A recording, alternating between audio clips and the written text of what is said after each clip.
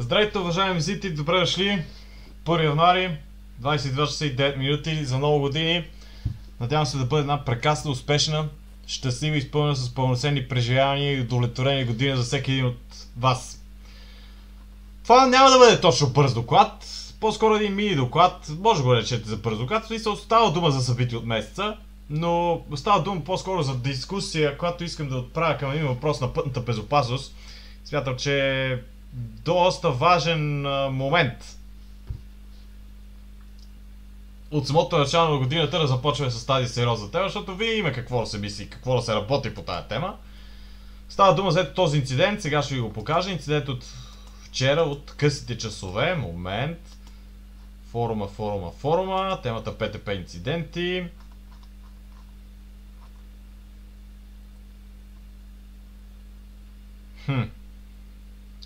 Добре, махнал си е снимката, Трам София.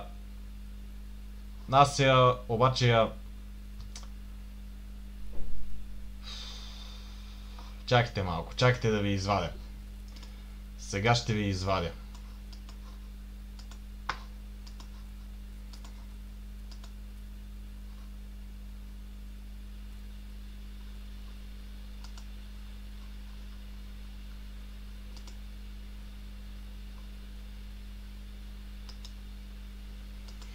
Запазване на изображението. Така.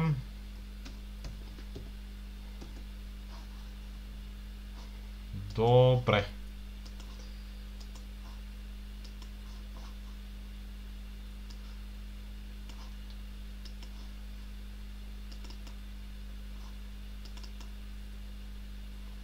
Ето го изображението, просто изображение. Това е 2085 Yutong ZK6126 HGA на гараж Малчевци, вероятно по някои от персоналните линии. Инцидентът се случи с нощия в ранните часове след полунощ, след нова година. Става дума за полет Никола Мушанов. Виждате какво се е случило. Покачил се и се направо е яхнал, така да се каже, джърситата, бетонните прегради, по такъв начин, че направо се е преметнал отвъд тях. В насрещето, напълно в насрещето.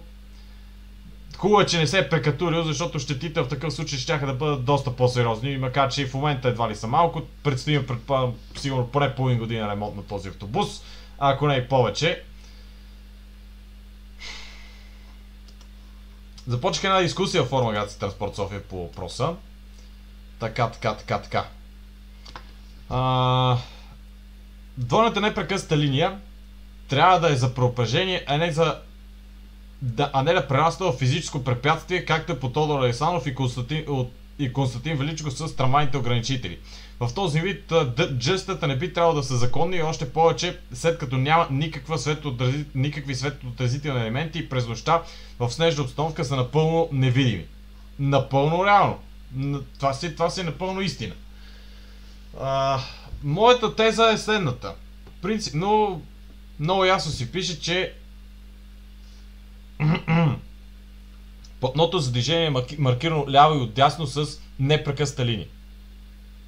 И погледнато от тази гледна точка, като изключиме евентуална вероятност, с която аз съм напълно запознат, дали е така или не е така, не съм напълно запознат доколко тези джърсита са регламентирани да бъдат на мястото на разделителна на границата на платното за движение по този начин. И доколко това всъщност е едно така широко тълкуване от страна на Столична община и предполагам и на други общини, други места, където са поставени джърсите по този начин на място разделителната, на място лявата граница на платното за движение, което е малко това нещо попада в сивата зона. Във всеки случай и от снимката се видя най-същественият проблем в тази ситуация е, че тези джърсите са напълно необозначени. И с изключение на жълтата боя, но тази жълта боя не е светоотразителна. И тази жълта боя се износва, тя потъмнява, тя се бели, тя се люпи. През нощта тези прегради са буквално невидими.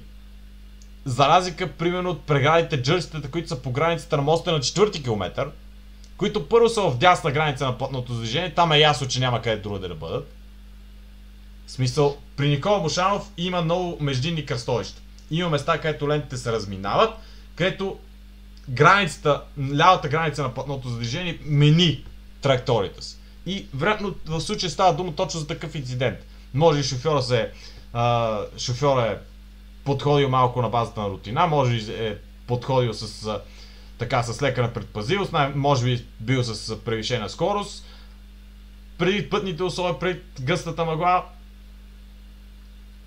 Но инфраструктурата не трябва да е направена така, че да те вкарва в беля.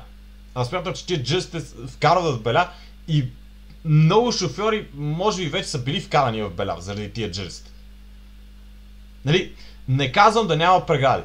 Прегради трябва да има и на Никола Мушанов, и на Тодор Александров. Особено на Тодор Александров, хайде Никола Мушанов не е от дежурните ми маршрути. Но Тодор Александров в района на Еската, на трето районно, имаше такъв проблем, че там, нали, не става дума за препятствие срещу неправомерни маневри. Става дума за препятствие срещу пресичащи и неправилно пресичащи пешеходци. Каквито там наистина имаше. И по Никола Мушанов имаше. Сега ги няма. Така че в това отношение тези прегради си вършат работа. Но от една страна тези прегради отдолу не са перфорирани. По начина, по който са перфорирани джърситата, които са на 4 км. И се събира мръсотия, кал около преградите, пречи да бъде изчистено.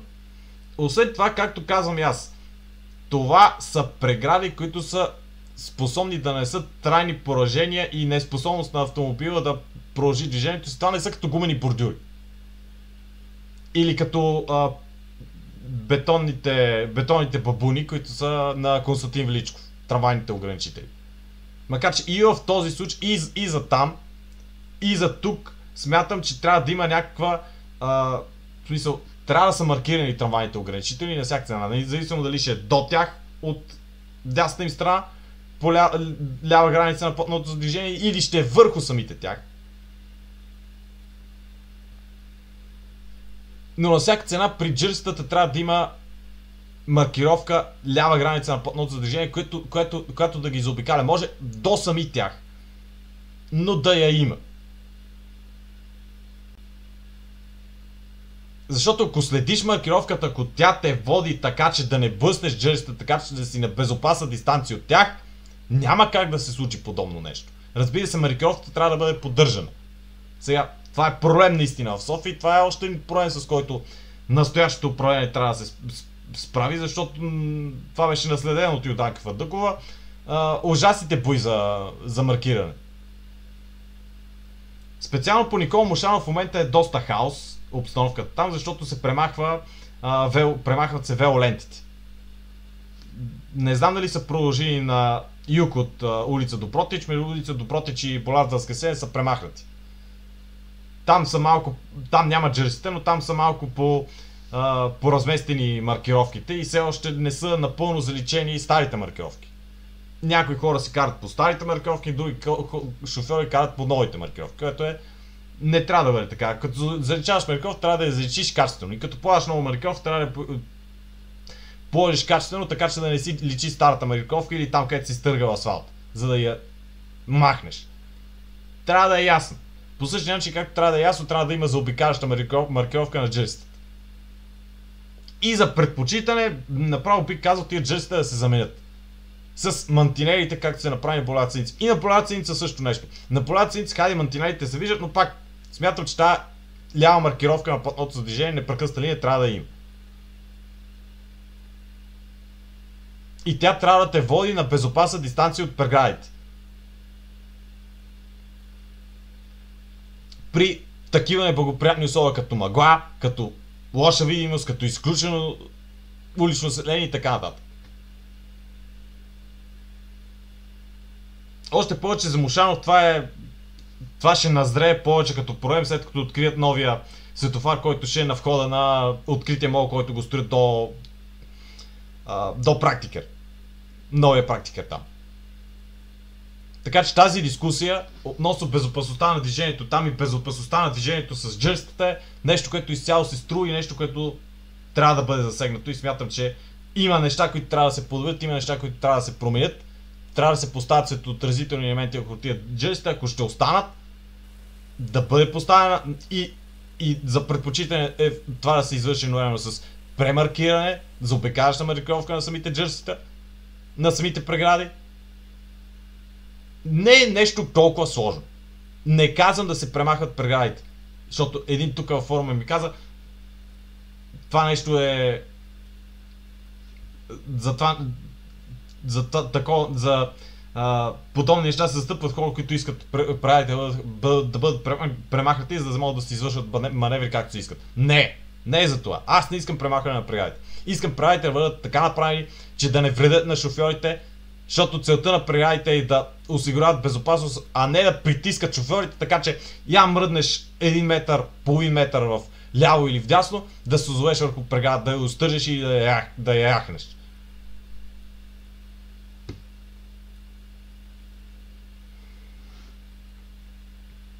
Освен това, в тази ситуация, както се видя, той е яхнал преградата и е преминал почти изцяло в насрещното движение.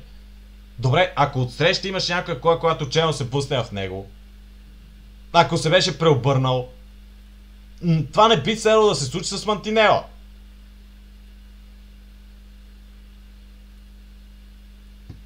Смятам, че мантинелата е по-безопасната преграда в тази ситуация. Не знам вие какво ще кажете, кажете си мнението, надявам се да ви хареса този малък доклад, това малко видео включване, което направих. Малко дълго време задържах екрана намален, извинявам се за което. Сега чак се усетих, но както и да е. Няма значение. Мисля, че това, което казах, беше същественото в това видео. И надявам се да го оценявате. Благодаря ви. Пожелавам ви, както казах, отново една успешна, прекрасна и изпълнена с удовлетворение нова 2025 година. Да бъде понесено нещо по-добра от старата. И така, ще си има отново в първата ни фотосреща, първи ни фотолайф, който няма да ви кажа за къде го планирам, но ще го видите много скоро, може би най-вероятно още други ден, първите, че в момента записвам на 1 януари, но вие може би ще видите видеото утре на 2, така че за вас фотолайва ще дойде.